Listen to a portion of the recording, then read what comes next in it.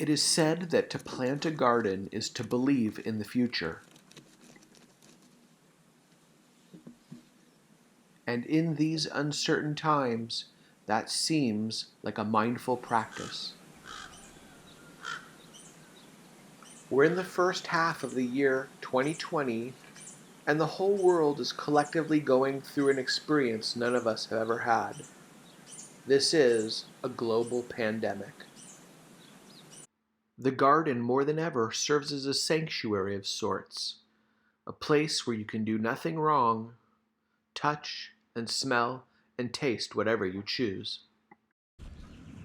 And the animals that we share life with back here are treated with the dignity and respect that they deserve.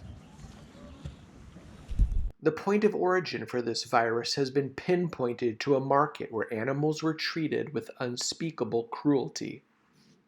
So, to flatten the curve of infections, we're told that we're safer at home. The closure of sporting events and concerts, sit-down dining, and movies have affected all of us.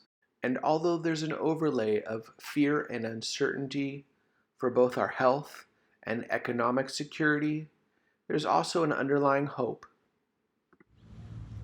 I used to start my videos off by reminding people they should consider growing food instead of lawns. And one of the many great outcomes of this event is that people are doing exactly that. Garden centers and seed sellers are all experiencing a boom in sales, the likes of which haven't been seen since World War II Victory Gardens.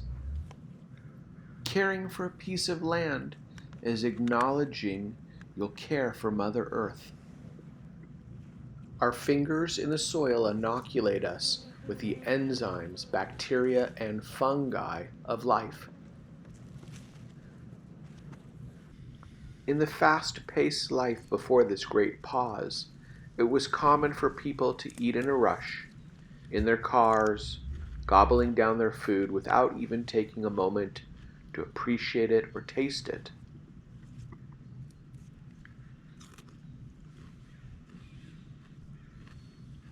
Mindful eating is a practice where we silently focus our attention on our food.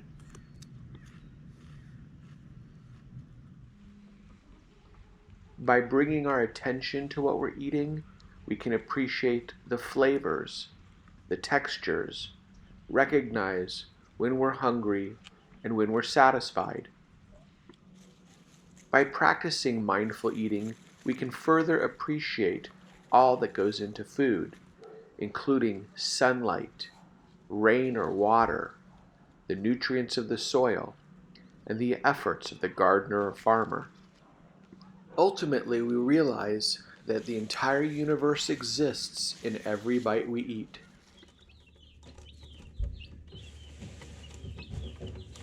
We managed to procure a dozen chicks this spring, and with the newfound urgency of local foods, they're worth more than their weight in gold. Taking care of them brings great joy, of course, and it's a reminder that everything is connected. The young chicks will eventually join the rest of the flock. In addition to their organic feed, the birds get kitchen scraps and garden leftovers. They get to forage outside for bugs and grasses, and in turn they lay delicious, nutritious eggs. When the chicken coop is cleaned out, all of the bedding material with their manure goes into a compost pile.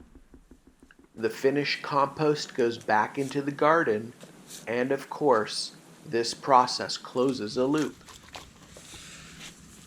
In reality, every animal is connected to every garden, is connected to every person, and everything we do matters.